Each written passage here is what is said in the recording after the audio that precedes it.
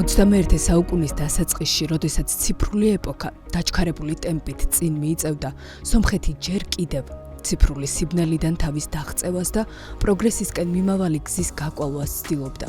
სწორედ ამ დროს გაჩნდა ინიციატივა, რომელმაც ქვეყნის ფარგლებს მიღმაც მთელი მსოფლიოს ყურადღება მიიპყრო. რევოლუციური საწყისი 2011 წელი იყო, როცა ეთნიკურმა სომხებმა, ამერიკელმა ფილანტროპებმა, სემ და სილვია სიმონიანებმა ერევანში თუმოს ტექნოლოგიების ცენტრი დააფუძნეს.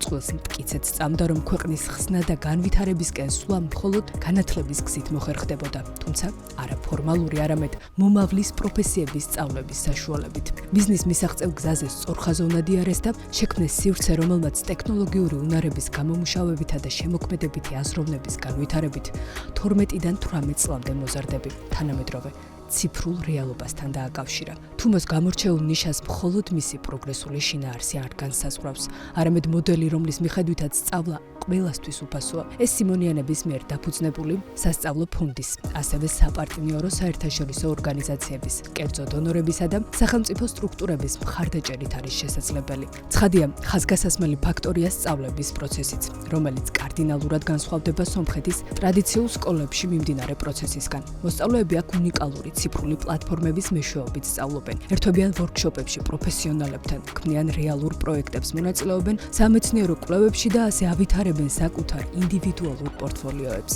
დაფუძნებიდან მალევე თუმოს პოპულარობა მთელი სომხეთის მასშტაბით არნახულ დონეს მიაღწია. ამავე ტემპით გაიზარდა მოზარდების მოთხოვნა და ინტერესიც ტექნოლოგიური და კრეატიული დარგების შესწავლაზე. იქნება ეს პროგრამირება, თამაშების დეველოპმენტი, ანიმაცია, ვებ დიზაინი, 3D მოდელირება, რობოტიკა, ხელოვნური ინტელექტი და ასე შემდეგ. სომეხი მოზარდების მომავლის პროფესიონალებად ფორმირების მიღმა თუმომ ქვეყნის ეკონომიკურ სტრუქტურაზეც მნიშვნელოვანი კვალი დატოვა. მისმა კურს დამთავრებულებმა აქტიურად დაიწყეს სტარტაპების შექმნა, დასაქმდნენ IT კომპანიებში, მაღალანაზღაურებად თანამდებობებზე ან მსგავსი კომპანიები თავად დააფუძნეს. განავითარეს უნიკალური ციფრული პროდუქტები.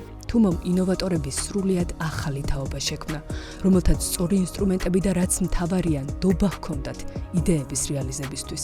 შედეგად, სომხეთის ტექნოლოგიური სექტორი ერთ-ერთ ყველაზე მზარდ დარგად გადაიქცა. ქვეყანა მიიპყრო უცხოური ინვესტორების ყურადღება და რეგიონში ტექნოლოგიური ჰაბის რეპუტაციაც მოიპოვა. მარტივად, ამ ერთმა ცენტრმა დიდ შესაძლებლობებსა და პატარა ქვეყნებს შორის ზღვარი სრულად წაშალა. ცენტრის პორტფელი დღეისთვის უკვე 60,000-ზე მეტ კურს დამთავრებულს აერთიანებს. ამჟამად კი თანამედროვე ცოდნას, სფეროს კვალიფიციური სპეციალისტები კვირის განმავლობაში 30,000-ზე მეტ მოზარდს უზიარებენ, რომელთა 53% გოგოა. აქვე იმასაც გეტყვით, რომ თუმოს თავდაპირველ მისიაშივე იდო ქალების როლის ზრდა და გაძლიერება ტექნოლოგიურ ინდუსტრიებში და არა მხოლოდ სომხეთის მასშტაბით. თუმოს გლობალურმა ექსპანსიამ უკვე დაფარა როგორც ამერიკა, ისე ევროპა და ახლო აღმოსავლეთი. საგანმანათლებლო ქსელი დღეს 14 ცენტრს აერთიანებს 10 სხვადასხვა ქალაქში, მათ შორის პარიზში, ბერლინში, ციურიხში, ლიონში, ნაკასაკში, ბუენოს-აირესში, ლოს-ანჯელესსა და ამსტერდამში. ამ ქალაქების სიას კი წელს სავარაუდოდ